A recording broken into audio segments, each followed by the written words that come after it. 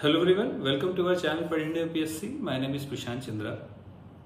तो देखिए, प्रीलिम्स तो हो गया यूपीएससी का और मेंस आने वाला है। तो कई बच्चों के बीच में डाउट था कि सर मेंस का तैयारी कैसे करते हैं। ये जो आज का वीडियो रहेगा वो खाली जो अभी मेंस दे रहे हैं उनके लिए, बच्चों के लिए भी नहीं, उनके लिए भी रहेगा और जो आगे तैयारी करने वाले हैं उनके लिए भी रहेगा। एक छोटा सा वीडियो है ये, जिसमें आपको मैं बताऊंगा कि मेंस का तैयारी आपको कैसे करना है। राइट, कई बच्चे प्रीलिम्स तो निकाल लेते हैं, लेकिन वो बार बार प्रीलिम्स तो निकालते जाते हैं। एक बार निकाल लिया, दो बार निकाल लिया, कई लोगों के 150 मार्क्स भी आते हैं, बट वो मेंस क्वालिफाई नहीं करते। उसके पीछे बहुत बड़ा रीजन होता है। तो उस चीज में हम लोग डिस्कस करेंगे और मेंस में आपको कहाँ कहाँ गलतियां नहीं करनी है, कैसे तैयारी करनी है, कौन सा फॉर्मेट आपको अपनाना है। सिंपल बेसिक फंडा मैं आपको बताऊंगा जो कि यूपीएससी मेंस क्लियर करने के लिए आपको बहुत आसानी देगा। ठीक है, तो वीडियो शुरुआत करने से पहले मैं आपको बता दूं कि हमारे पास अभी 4 नोट्स अवेलेबल हैं। जो बच्चे इंतजार कर रहे हैं इकोनॉमिक्स का, आर्ट एंड कल्चर का, वो जल्दी आ जाएगा। Within 2 minutes it will be available. Right now we have polity, modern history, physical human geography और इंडियन ज्योग्राफी अवेलेबल है। आप वीडियो के डिस्क्रिप्शन बॉक्स पे एक लिंक दिया है, वहां पे आप क्लिक करेंगे तो आपको सारा डिटेल एंड प्रोसीजर आपको समझ में आ जाएगा। ठीक है, तो चलिए वीडियो स्टार्ट करते हैं। तो देखिए, मेंस क्यों मेंस बोला जाता है। पहली बात तो ये आपको समझने की जरूरत है कि मेंस को मेन क्यों बोला जाता है, क्योंकि मेंस ही मेन है। मतलब मेंस ही इंपॉर्टेंट है। प्रीलिम्स आप चाहे जितनी बार भी क्लियर कर लें, जितना भी आप पढ़ लें, बट मेंस ही मेन है। अनलेस अनटिल आप मेंस क्लियर नहीं हुआ है तो आप आईएएस तो बन ही नहीं पाएंगे। ठीक है, तो पहला इंपॉर्टेंट चीज है वो मेंस निकालना है आपको। तो मेंस को बहुत सीरियसली लेना है। कई बच्चे बाबा टाइप बन जाते, इतना पढ़ लेते हैं कि उनके लिए प्रीलिम्स निकालना बहुत आसान है। एक आर्ट हो जाता है प्रीलिम्स निकालना, बट वो प्रीलिम्स तो निकाल लेता है, वही समझ लेते हैं वो कलेक्टर बन गए, अब तो हम कलेक्टर बन जाएंगे, बट ऐसा होता नहीं है। ठीक है, तो मेंस निकालने के लिए एक सिंपल बेसिक फंडा है, उस पर आप स्टिक रहिए। मैं आपको भी बताऊंगा। पहला नियम है, मतलब कि कई बच्चे जब तैयारी करने आते हैं तो मान लीजिए अगर आप 1 साल तैयारी करते हैं, राइट, 1 साल आपने तैयारी किया, तो 1 साल वो सिर्फ फैक्चुअल चीजें पढ़ते हैं, कभी लिखते नहीं है। तो वो सबसे इंपॉर्टेंट चीज है कि आप लिखिए, लिखना चालू करिए, क्योंकि सबसे इंपॉर्टेंट चीज होता है लिखना यूपीएससी मेंस में। ठीक है, क्योंकि जो हम लोग भी देखिए, जिनकी आदत नहीं होती लिखने की, तो वो बीपीएससी का जो पेपर होता है 3 घंटे में वो 20 क्वेश्चन लगा भी नहीं पाते। आपको लग रहा है 20 क्वेश्चन तो बहुत आराम से निकल जाएगा, बट वो 20 क्वेश्चन काफी लेंदी होते हैं। मान लीजिए शुरुआत के जो 10 क्वेश्चन होते हैं वो आपको 150 मार्क्स लिखना होता है, फिर लास्ट उसके बाद के 10 क्वेश्चन होते हैं वो 250 वर्ड्स में लिखना होता है, सॉरी वर्ड्स में लिखना होता है। ठीक है, तो वो काफी लेंदी होता है। तो इसीलिए आपको आदत डालनी होगी, आपको डेली प्रैक्टिस करना है, डेली आपको लिखना है। कई बच्चे सोचते हैं कि अरे मैं नहीं लिखूंगा, मैंने कई सारे टॉपर, अगर ऐसा बोलता है कि मैंने कभी लिखा नहीं, मैंने कभी नोट्स नहीं बनाया, मैंने कभी आंसर प्रैक्टिस नहीं की, मैं सिर्फ रीडिंग मार के ही यूपीएससी निकाल लिया, तो ये सब बेकार चीज है। ऐसा कभी नहीं होता है, आपको लिखना तो पड़ेगा ही। और जितने मैंने बहुत सारे बच्चों को एक्सपीरियंस किया है, हम लोग के साथ, सबके साथ ये होता है कि वो प्रीलिम्स तो आसानी से निकालते हैं, उनको नॉलेज बहुत होती है, लेकिन वो मेंस तब भी निकाल पाए। वहीं एवरेज बच्चा जो है वो प्रीलिम्स भी एवरेज मार्क्स लाता है, मेंस अच्छे मार्क्स से क्वालिफाई होता है। तो मेंस ही मेन है। आप इस बात को आप समझ लीजिए। डेली एक नियम बना लीजिए, आप डेली एक नियम बना लीजिए, आपको 5 क्वेश्चन प्रैक्टिस करने ही करने हैं। वो 5 क्वेश्चन आप कुछ भी लीजिए उसमें, चाहे पास्ट ईयर के पेपर लीजिए, चाहे डेली का आप न्यूज पढ़ रहे हैं उससे उठाइए, या किसी भी कोचिंग कहीं से भी आप उठाइए, डेली 5 क्वेश्चन आप प्रैक्टिस करनी ही करनी है आपको। ये आप नियम बना लीजिए, भले ही वो आपको आता है या नहीं आता है। देखिए, आप अगर 1-2 महीने यूपीएससी की तैयारी में लगे, आपने थोड़ा बहुत तो न्यूज पेपर पढ़ा होगा, तो आपको एक आइडिया लिख जाएगा कि यूपीएससी है क्या, आप लिखना चालू कर दें, इतना सबको पता है। ठीक है, तो डेली 5 क्वेश्चन आप प्रैक्टिस करिए ही करिए, कुछ मत करिए, लेकिन डेली 5 क्वेश्चन आपको प्रैक्टिस करना है जैसे आप तैयारी चालू कर रहे हैं। ठीक है, अच्छा, वो जो क्वेश्चंस आप लिखेंगे, तो मान लीजिए आपने कोई पॉलिटी का चैप्टर पढ़ा, सपोज करिए आपने प्रीएम्बल से स्टार्ट किया, तो आपने प्रीएम्बल पढ़ा, डीपीएससी पढ़ा, तो उसके 2 क्वेश्चन चैप्टर पढ़ लीजिए। फिर उन्हीं 2 चैप्टर के आप क्वेश्चन जो है पास्ट ईयर क्वेश्चन उठा लीजिए कि यूपीएससी में पूछा गया, उसके बारे में आप लिखिए कैसे गया। तो एक फॉर्मेट होता है जो उस मेंस में आप स्टिक रहिए, उससे ज्यादा आपको करने की जरूरत नहीं है। क्या है फॉर्मेट, मैंने बहुत बार वीडियो में बताया है, मैं इस वीडियो में भी आपको बता रहा हूं कि सबसे पहला आपको अच्छा इंट्रोडक्शन देना है। कभी भी यूपीएससी का मेंस निकालना है तो इंट्रोडक्शन इज वेरी इंपॉर्टेंट। कई बच्चे स्किप कर देते हैं इंट्रोडक्शन, और इंट्रोडक्शन में भी लिखने के तरीके होते हैं। मान लीजिए अगर कोई फैक्चुअल डेटा पे बेस पे आ रहा है, ठीक है, तो मान लीजिए कोई इंडिया पे क्वेश्चन आया तो इंडिया का मैप बना के उसमें एक इंट्रोडक्शन लिखिए फैक्चुअल डाटा पे जो क्वेश्चन से रिलेटेड हो, ठीक है। जो क्वेश्चन से, जैसे मान लीजिए अभी प्रेसिडेंट का चुनाव होने वाला है तो प्रेसिडेंट के चुनाव के ऊपर फैक्चुअल कोई इंफॉर्मेशन पेश करिए आप, जो इंट्रोडक्शन में मैक्सिमम 2-3 लाइन, 3 या 4 लाइन, उससे ऊपर मत लिखिए। वो इंट्रोडक्शन इतना सॉलिड होना चाहिए कि जब एग्जामिनर वो आपका पढ़े तो उसको समझ आ जाएगा हाँ बच्चा जो है वो क्वेश्चन जो है, जो आंसर जो उसने लिखा है वो क्वेश्चन बेस पे ही है, ताकि उसको बोरियत न महसूस हो, ठीक है। और खैर यूपीएससी में सबको सब कुछ आता है नहीं, तभी आधे से कम ज्यादा कट ऑफ चला आता है, तो इसी वजह से नहीं आता, क्योंकि क्वेश्चंस काफी कठिन होते हैं। कठिन भी नहीं होते, बच्चों को इतना वाइड नॉलेज नहीं हो पाता, लेकिन हाँ जितना है आप उसको सॉलिड लिखना है, ठीक है। पहला चीज ये है कि इंट्रोडक्शन जो है एकदम क्रिस्प, एकदम कोई फैक्चुअल डाटा पे ही बेस्ड होना, अनलेस अनटिल मान लीजिए एथिक्स का इंट्रोडक्शन लिख रहे हैं या तो ऐसे करेंगे, वो हो सकता है थोड़ा सा किसी का कोट लिख दिया, किसी का थ्योरी लिख दी, वो अलग चीज है।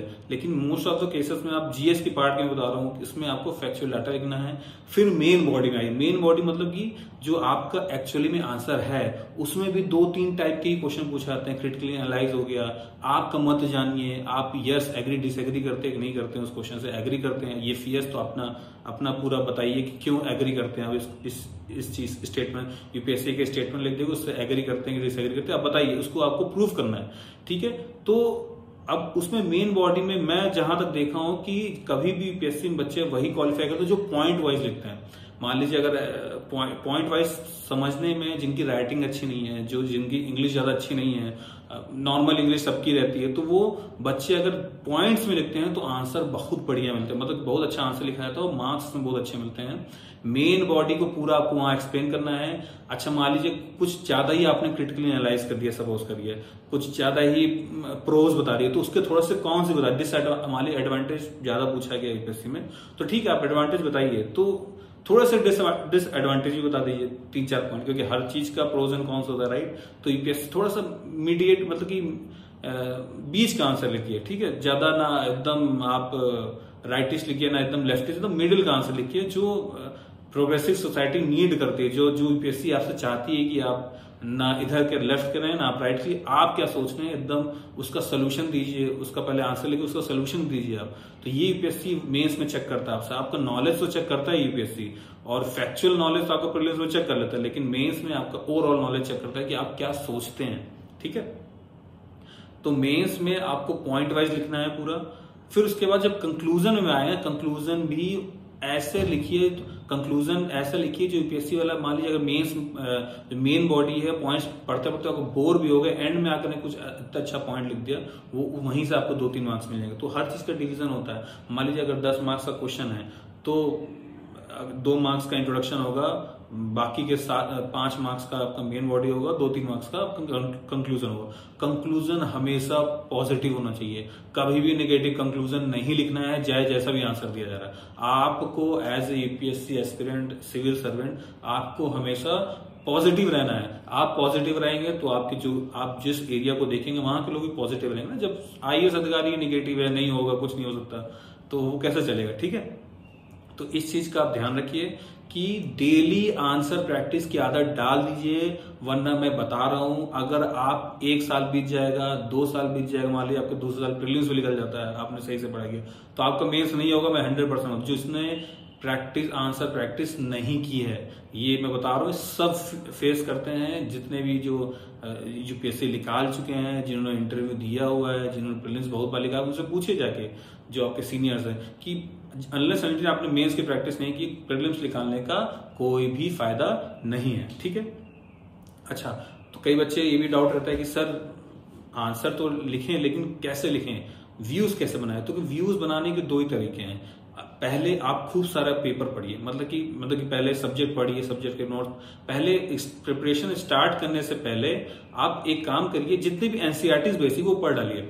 उसके बाद आपको अगर डाटा फैक्चुअल बनाना तो उसके नोट्स बनाइए। अगर आपके पास टाइम नहीं नोट्स बना, तो हम लोग के पास भी नोट्स, वही काम मैं करके दे रहा हूँ, तो उस नोट्स को पढ़िए प्लस एनसीईआरटी पढ़िए, that is more than sufficient. उससे ज्यादा आपकी जरूरत नहीं पड़ेगी, क्योंकि यूपीएससी में कम पढ़िए और बार बार पढ़िए, ये चीज समझते समझते लोगों के 5 साल बीत जाते हैं, लेकिन तब भी समझ में नहीं आता। मैं आपको बता रहा हूँ, दिस इज रियलिटी, कि पढ़ते तो बहुत ज्यादा है बच्चे हैं, लेकिन उसको एनालाइज नहीं कर पाते, हर समय पढ़ते रहते। तो ये काम मत करिए, और इतना ज्यादा बुक पढ़ लेते हैं उनको समझ नहीं आता कि क्या लिखना है। तो कम पढ़िए, स्टिक रहिए बेसिक बुक में, एनसीईआरटी में, नोट्स में, और कोई भी स्टैंडर्ड बुक ले लीजिए जिसमें आपको नहीं समझ में आया तो उस स्टैंडर्ड बुक को आप उठा सकते हैं, ठीक है। अच्छा, अब मैं दूसरा पॉइंट ये इंपॉर्टेंट था कि आपको आंसर को लिखें कैसे, मतलब कि आपको विजुलाइज कैसे करें कि हाँ ये है, आप अपना मत कैसे बनाएंगे उसमें, मतलब कि आपसे कोई क्वेश्चन पूछा गया है तो आपका स्टैंड क्या रहेगा उसमें, क्वेश्चन में, आंसर्स में। तो मेरे हिसाब से द हिंदू और द इंडियन एक्सप्रेस, ये 2 पेपर ऐसे हैं, उसको डिटेल में पढ़िए, स्पेशली उनके आर्टिकल्स पढ़िए। पहले द हिंदू का आर्टिकल पढ़िए, द हिंदू में बहुत अच्छे आर्टिकल, बहुत विद्वान लोग लिखते हैं जो आर्टिकल्स लिखते हैं, काफी पढ़े लिखे रहते हैं, प्रोफेसर रहते हैं जो लिखते हैं, और काफी अच्छा आर्टिकल है। पहले आर्टिकल को उसको पढ़िए, उसको माइंड में उसको समझिए कि क्या वो बताना चाह रहा था, क्या कहना। कभी भी आप द हिंदू का आर्टिकल पढ़ेंगे तो पहले आपको इंट्रोडक्शन बताएगा, फिर मेन बॉडी बताएगा, फिर आपको कंक्लूजन जरूर देगा, एक पैराग्राफ का पूरा उनका कंक्लूजन रहता है। तो उस चीज पे फोकस करिए, कंक्लूजन इंपॉर्टेंट है। पहले इंट्रोडक्शन, मान लीजिए आपने आर्टिकल पढ़ लिया, तो आर्टिकल पढ़ने के बाद आप एक पेपर उठाइए, उसका क्रिस्प फॉर्मेट में पहले इंट्रोडक्शन पढ़िए, अपने मन में बनाइए कि उसने क्या लिखा था आर्टिकल में, दोबारा मत देखिए उसको, लिखिए। फिर मेन बॉडी लिखिए, क्या वो कहना चाह रहा था, स्टेटमेंट क्या था, हेडिंग लिखा रहता है ना आर्टिकल में, स्टेटमेंट क्या करता है, उसमें मैं क्या लिख सकता हूँ, एडवांटेज डिसएडवांटेज क्या क्या और लिख सकता हूँ। उसके बाद कंक्लूजन लिखिए, फिर उसको लिखने के बाद मैच करिए मैंने कितना सही लिखा उसके साथ, मतलब आर्टिकल में। और ऐसा नहीं कि आपको एज इट इज उससे लिखना है। देखिए, कभी भी हिंदू आर्टिकल उसको पढ़ेंगे तो आपको बहुत आराम समझ में आएगा। ये मैं इसलिए बोल रहा हूं ताकि आपका एक स्टैंड बनेगा, पॉइंट ऑफ व्यू, आपका सोचने का नजरिया बहुत ज्यादा वाइड हो जाएगा ये आर्टिकल पढ़ने के बाद। तो इसलिए मैं कहता हूं आर्टिकल पढ़ने की आदत डालिए, कुछ करिए ना करिए, लेकिन न्यूज़पेपर को जरूर पढ़ना है। न्यूज़पेपर का आर्टिकल पढ़िए, फिर उसको लिखना चालू करो, तो आपका आदत बन जाएगा लिखने की अच्छे से, ठीक है। और मैंने आपको बता दिया कि फ्रेमवर्क पे आपको स्टिक रहना है। कोई क्या कहता है क्या नहीं कहता है डजंट मैटर, कि मैं तो पैराग्राफ, कभी भी मेरे हिसाब से, मेरे एक्सपीरियंस के हिसाब से, कभी भी जो पैराग्राफ में लिखते हैं आंसर्स को, उनको कभी मार्क्स नहीं मिलते, मतलब रियरली बहुत कम मार्क्स मिलते हैं। हाँ, पैराग्राफ वाइज आपको ऐसे में लिखना है, बट मेंस आपको जीएस में नहीं लिखना पैराग्राफ वाइज, कभी आपको पॉइंट वाइज, मेन बॉडी आपको पॉइंट वाइज ही लिखना है, ठीक है। आप जब ऐसे आता है, ऐसे में भी सेम फॉर्मेट है, जिस जगह मैंने वीडियो बनाया हुआ उसको देख सकते हैं। यहाँ पे मैं शॉर्ट में बता देता हूँ आपको कि ऐसे में भी आपको पहले इंट्रोडक्शन देना है, किस बेसिस से पूछा गया उसको इंट्रोडक्शन दिए, डाटा डालिए, फैक्चुअल डाटा डालिए, कुछ भी डालिए, पहले इंट्रोडक्शन लिखिए, फिर एक आप टाइम लैप्स में चले आइए, ठीक है। उसको कहते हैं हम लोग टेम्पोरल स्केल, तो टाइम में बताइए। ये बहुत अच्छा ट्रिक है, हम लोग भी ऐसे लिखते थे बहुत सारा, मतलब इवन आपको बहुत सारे कोर्स पता भी नहीं है, कुछ पता भी नहीं है, आपने डाटा लिख के अगर यही फ्रेमवर्क अपनाया तो आपके बहुत अच्छे मार्क्स आएंगे। मैं बता रहा हूं आपको, हम लोग भी दिए थे 130 120 एवरेज आ ही जाते हैं, अगर आपने सिंपल इंग्लिश लिखा है, ज्यादा हाई फाई इंग्लिश की जरूरत नहीं है, सिंपल इंग्लिश लिखिए और उसी फ्रेमवर्क में आप स्टिक रहिए। पहले इंट्रोडक्शन लिखिए, फिर टेम्पोरल स्केल में आइए। टेम्पोरल स्केल में क्या लिखना है आपको, सबसे, इसका वीडियो है, आप मैं शॉर्ट में बता दे रहा हूँ। टेम्पोरल मतलब कि ओल्ड एंशिएंट से लेके अभी तक मॉडर्न एज तक क्या क्या उस जो क्वेश्चन पूछेगा उस पे बेसिस पे लिखिए। फिर उसके बाद आप सेक्टोरल स्केल खोलिए कि अब सेक्टोरल में सेक्टर वाइज खोलिए कि भैया अगर मान लीजिए एजुकेशन के ऊपर है तो पॉलिटिक्स में क्या इंपॉर्टेंट है, सोशल मीडिया में क्या इंपॉर्टेंट है, ठीक है, सोसाइटी में क्या इंपॉर्टेंट, टेक्नोलॉजी में एजुकेशन क्या इंपॉर्टेंट है, ठीक है, हमारी सोसाइटी में क्या इंपॉर्टेंट है। तो ये सब चीजों को खोल कर सेक्टर वाइज उसको खोलिए। जो सेक्टर, पहले इंट्रोडक्शन, फिर टेम्पोरल स्केल वाइज, मतलब कि आप पुराने से लेके एंशिएंट से लेके मॉडर्न तक सोसाइटी में कितना बदलाव हुआ है उसको आपको देखना है। उसके बाद सेक्टर वाइज खोलिए उसको, जो मेन बॉडी आपका आंसर रहेगा। उसके बाद कंक्लूजन में आप सारे जितने, मान लीजिए फॉर एग्जांपल फार्मर से रिलेटेड कोई ऐसे आया है, फार्मिंग से रिलेटेड, तो पूरा जितना सरकार ने कदम उठाया है, कितना स्कीम लिया है, कि आप अपना मत दीजिए, पूरा एक पेज का पूरा कंक्लूजन लिखिए, तो बहुत अच्छे मार्क्स मिलेंगे, ठीक है। ये ऐसे का शॉर्ट है, इंफॉर्मेशन मैंने आपको बता दी। इसका डिटेल एनालिसिस पूरा आपको जो मेरा, इसी में आप प्लेलिस्ट में जाएंगे तो आपको ऐसे लिखना कैसे, मैंने एक एक चीज उसमें बताया हुआ है, ठीक है। अच्छा, जीएस, अब कई बच्चे पूछते हैं सर किस में ज्यादा फोकस करें। देखिए मेरे हिसाब से सबसे जो स्कोरिंग चीज होता है वो GS3 होता है। GS1, GS2, GS3, GS4 होता है। तो सबसे स्कोरिंग होता है GS3, क्यों? GS3 करंट अफेयर से रिलेटेड होता है। तो GS3 पे सबसे ज्यादा फोकस करिए। GS3 इकोनॉमिक्स का है, GS3 पे फोकस करिए, प्लस ऐसे में फोकस करिए, एथिक्स एंड ऑप्शनल। ये 3-4 चीज अगर आपने अच्छे से फोकस किया, आपके मार्क्स बहुत अच्छे आएंगे और आप सिलेक्शन का एक ऊपर चले आएंगे। क्योंकि यहाँ पे 10-20 मार्क्स से ही डिफरेंस होता है, जो आपका सेलेक्ट हो रहे हैं कि नहीं हो रहे हैं वही डिसाइड करेगा। ठीक है, तो ऐसे का मैंने बता दिया। GS1 में भी थोड़ा सा हो सकता है कि कई लोगों को कठिन लगे, क्योंकि हिस्ट्री रहता है, और जिनका ज्योग्राफी ऑप्शनल उनके लिए तो GS1 इजी लगेगा। बट हाँ, हो सकता है कम मार्क्स है। लेकिन GS2, GS3 आपका पकड़ बना के पूरा करंट अफेयर से रिलेटेड है। GS2 और GS3 करंट अफेयर्स आपको पढ़ना ही पढ़ना है। वो कहाँ से आएगा? न्यूज़पेपर पढ़िए। इसका भी वीडियो मैंने बनाया हुआ है, न्यूज़पेपर आप कैसे पढ़ेंगे, कैसे पढ़ना चाहिए, उसमें आपको नोट्स कैसे बनाना है, इस सब मैंने डिटेल में बताया हुआ है। ठीक है, अच्छा, the main important thing in UPSC mains preparation is optional subject. काफी बच्चे उसमें लैग करते हैं ऑप्शनल में, जिनका स्पेशली जैसे फॉर एग्जांपल सोशियोलॉजी होता है, आपका ज्योग्राफी होता है, हिस्ट्री सब्जेक्ट, उनको कम मार्क्स मिलते भी हैं। क्योंकि और जिनका जो टेक्निकल सब्जेक्ट होता है उनको अच्छे मार्क्स मिलते हैं। फॉर एग्जांपल मैकेनिकल हो गया, मैथमेटिक्स हो गया, जितने भी टेक्निकल चीज हैं, फिजिक्स, केमिस्ट्री, इसमें बहुत अच्छे मार्क्स मिलते हैं। तो आप फोकस करिए ऑप्शनल में। ऑप्शनल में अगर आपके मार्क्स 290, 280, 290 आ गया, मतलब कि बहुत 90% चांस है आपका सिलेक्शन का। क्योंकि GS1, 2, 3 में एवरेज सबको 100, 98 मतलब मिल ही जाता है, बहुत ही आराम से मिल जाता है। अगर आराम से इन द सेंस आपने बहुत अच्छे से लिखा है, आपने पूरे क्वेश्चन अटेम्प्ट किया है।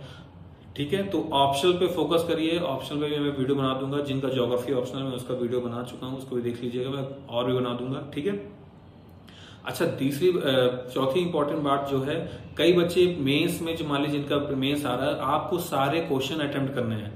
मतलब ये नहीं करना है कि मैं तो बस भैया 20 क्वेश्चन आते हैं, मैं इसमें 17 से अच्छे से अटेम्प्ट करूंगा, बाकी 3 को मैं ऐसे लिख के छोड़ दूंगा। ऐसे नहीं चलेगा।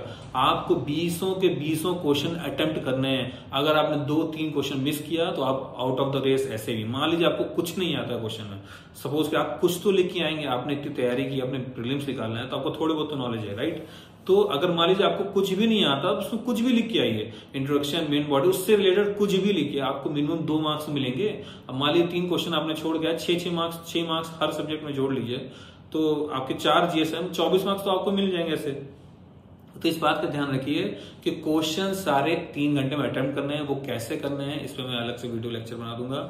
पहले इसमें बनाया भी हुआ है। पहले आपको लास्ट के 10 क्वेश्चन अटेम्प्ट करिए, जो 250 वर्ड्स में लिखने होते हैं, जो 15 मार्क्स के होते हैं, उन्हें पहले अटेम्प्ट करिए। उनको अटेम्प्ट कर, क्योंकि वो वाइड, उसमें 2.5 पेज लिखना होता है, आपको अच्छे से लिखिए। और उसके बाद 10 मार्क्स वाले क्वेश्चन अटेम्प्ट करिए, क्योंकि वो काफी फैक्चुअल और डाटा बेस होते हैं, तो उनको लास्ट में करिए। तो पहले 15 क्वेश्चन वाले, क्योंकि मैक्सिमम मार्क्स आपके वहीं मिलते हैं, तो 8 से 9 मार्क्स अगर आपके इसमें आए तो बहुत अच्छे 15 में से, और 10 में से अगर 4, 5, 6 भी आ रहे हैं तो एवरेज आपके 100 मार्क्स आ जाएंगे, बहुत आराम से आ पाएंगे। ठीक है, अच्छा, ऑप्शनल की बात एक और बता दूं। ऑप्शनल जो बच्चे मेंस का तैयारी कर रहे हैं, तो ऑप्शनल उनको लगता है कि मैं ऑप्शनल अभी पहले GS पढ़ लेता हूँ 1 साल में 8 महीने, उसके बाद 2 महीने जब एग्जाम में होगा उसके पहले 2 महीने ऑप्शनल पढ़ो। ऐसा मत करिए। अगर इवन आप प्रीलिम्स आपको निकालना है, प्रीलिम्स निकालना बहुत बड़ी बात नहीं है। प्रीलिम्स निकालने के लिए आपको अगर 1 मार्क्स भी ज्यादा है, आपके 2 मार्क्स भी ज्यादा है, डजंट मैटर, बस आपका प्रीलिम्स निकलना चाहिए। मेंस तो आपका मेन ही है, राइट? तो मेंस निकालने के लिए आपको ऑप्शनल बहुत मजबूत करना होगा।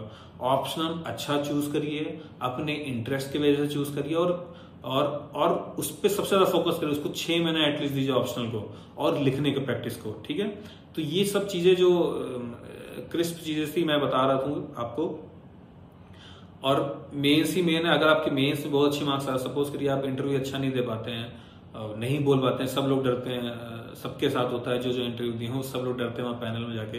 तो सपोज करिए नहीं आपने अच्छा पाया, सब नहीं बोल पाया है, अच्छा बोल नहीं पाया आपने, तो एटलीस्ट अगर आपके मेंस मार्क्स अच्छे रहेंगे तो एवरेज इंटरव्यू मार्क्स 130, 120 मिल जाते हैं, मतलब कि आजकल मिलते ही हैं।